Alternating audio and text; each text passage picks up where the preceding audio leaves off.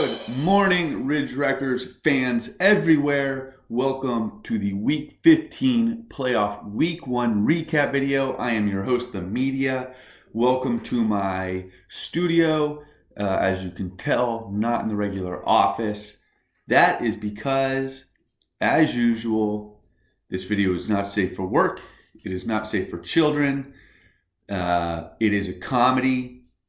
So you can't yell at me for anything I say or do, ever. Yeah, that being said, there's our disclaimer out of the way. Again, welcome to the video. What a great first week of the playoffs. We had a few upsets. We had a few upsetting victories. And the stage is set for week 2 of the playoffs. Let's get right into it. All right, this week had Bayside Tigers going up against the Roster Baiters. Bayside Tigers put up the league's high for the week. They've done that a lot this season. They are definitely a team that can produce 134.20 points against the Roster Baiters' measly 71.08 points. And that represents the week's low score for the week. If you can do the math in your head on that, that means that was the biggest blowout of the week. So there you go.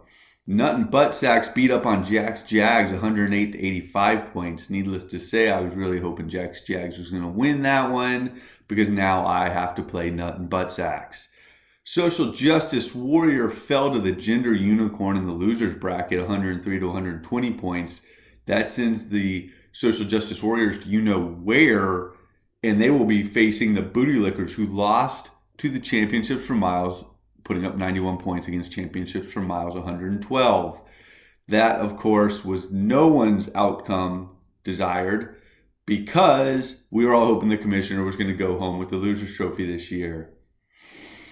You win some, you lose some, as they say. All right, after this week's results, we, of course, get into our Week 16 games, second week of the playoffs. Bayside Tigers goes up against Suckadicka in the Friendship Bowl. Those of you who remember, Suckadicka brought the team owner of Bayside Tigers into the league this year, and what a great debut season they're having. The Media goes up against Nut and Butt Sacks, and in fifth place game, Jags goes up against the Roster Baiters. That will be the last game for both of those teams this season. Congratulations on a season well played. Raider Nation goes up against Championships for Miles, and Missing My Young Hope plays Gender Unicorn. Now, the game everyone's been waiting for all season has Social Justice Warrior going up against the Booty Lickers for the 11th place matchup. The loser of that game will, of course, take home the Loser's Trophy to be displayed in a prominent place for the rest of the year until next season. Yeah, me nor Yahoo thought Booty Lickers would be in this game. Remember, Yahoo predicted Booty Lickers to win the regular season with 13 wins and 1 loss. So just proof of my 90% luck, 10% skill theory. And we wish both those teams the best of luck in that game. Because we're in the playoffs, there is no standings to discuss any further. So we're going to get right into the comments. The first one being from Social Justice Warrior, who, as I mentioned, plays Booty Lickers this week. I asked about his loss to his second mom last week and what he's doing to prepare for the game this week. He says preparation consisted of clearing out a spot on the mantle for the Loser's Trophy. Next question. Well, I hope you picked out a nice spot where all your neighbors can look and laugh.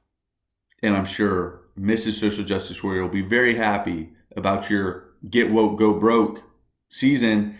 As a reminder to the fans out there, Social Justice Warrior did win last year's championship. So what's that tell you?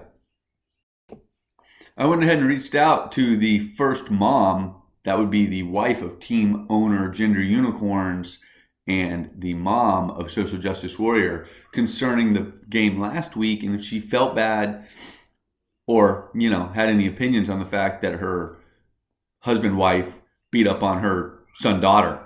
And this is what she had to say. As I've said before, the trophy belongs in our hands so that this game of Jumanji can end. The only encouragement my first daughter is getting is to get over here and help me shovel turkey shit.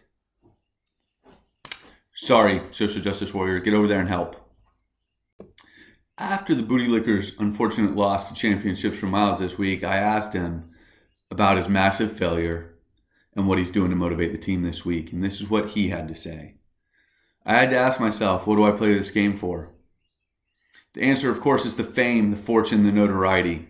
When I'd go to Publix for mouthwash on a Monday morning and hear, "Oh my God, it's Booty Liquor," it filled my life with joy. When the MILFs would run up and shake their fat tits in my face after a big victory, it warmed my soul. Sadly, much like our country, those good old days are no more. We've entered a dark, new era. This week I'm not playing for fame. I'm not playing for fortune. I'm playing for my dignity. I am battered and beaten. I've had my pronouns violently reassigned by gender unicorns and lost to unethical commissioners with late Tuesday night point dumps. As I pick myself up off the turf, a shadow falls over me. I look up and I see none other than the first daughter standing there. He, she, it has a sinister grin on its face, all too eager to cancel me one last time. Not today, you gosh darn communists. Not today. This is the Booty Liquor's finest moment. The last stand. I then went on to speak to Mrs. Booty Liquor after that amazingly sanctimonious comment from Mr. Booty Liquor, and I reminded her that there was a potential she's bringing home a trophy this year. I feel like my booty is as dry as the Sahara Desert. I need a lick. A little lick or flick of the tongue for this unvaccinated booty may be all the Booty Liquor needs to bring home the W instead of Grandma's ass-licking trophy. This booty has been locked up once again. He said he's saving the Booty Liquor saliva for Sunday. The sacrifices my booty has made for the sake of this fantasy football team are astounding. We lost to championships for miles and even the most mother effing gender unicorn who reassigned our pronouns. My ass must be licked this week and the Booty Liquor will bring home the W and not the loser's trophy. Wow. The league and the media recognize the sacrifices of Miss Booty Liquor, and we honor her. To next season. I'm going to leave you with the two best comments we've gotten all year. Fantasy football is an interesting sport. It pits neighbors against neighbors, brothers against brothers, best friends against best friends. And that's really what you have here with Suck It Ditka versus Bayside Tigers. One of these teams is going to go home a winner. The other owner is going to be found in the closet crying on himself. That being said, let's get right into Bayside Tigers' comments about the upcoming week against Team Suck It Ditka. I'm going to read this word for word, and this wasn't exclusive coverage by the media. I've saved this story all season for this exact moment, says the owner of Bayside Tigers.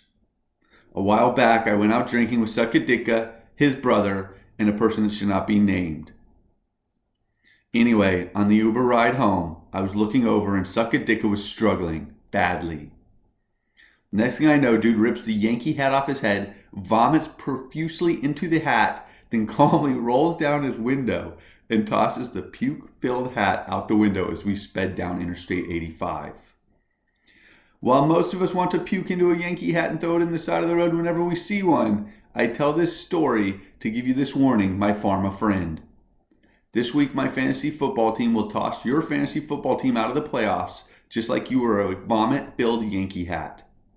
I will destroy your fantasy football season, just like you destroyed the person that's not to be named perfect Uber rating, which he's still pissed about, by the way. Then I will use spreadsheets and mathematics to calculate my victory into the championship round of the playoffs. Suck it, Ditka. Suck it real good. Suck It Ditka's owner had this to say about his upcoming matchup with his previously best friend, Bayside Tigers. It's very obvious to everyone that in our friendship, team owner of Bayside Tigers is Screech Powers and I'm Zach Morris. Sorry, Screech, time for you to stop riding Zach's coattails. The game plan is simple this week. I'm going to lay the smack down on this Luke Skywalker-loving, IPA-drinking David Wright fanboy. After I am done beating him worse than he beats his meat to his 1986 Mets poster, I'm driving down to his in-laws' beach house, reaching into the cabinet and pulling out Pally's favorite mermaid coffee mug. Let's see how good the coffee tastes in that mug after I load it up with Ditka creamer. Also, Enterprise sucks, Hertz is number one. After those comments, I really don't have much to add. 4 of the teams in this league will end their travels this week. Go on, live your life. Say hello to your family again. Recognize the accomplishments you've made. Recognize the failures. Recognize the mistakes. Take your lessons learned into next season. You've got 9 long months to consider all the dumb things you've done and said. The 8 remaining teams that will go on to play next week have 1 more week of life's best joy and the only thing that matters, fantasy football. So remember, although Christmas may be this week, that doesn't really matter because you've got more important things to think about, like who to start and who to bench because of all the COVID raging through the league right now. Man, it's enough to cry about.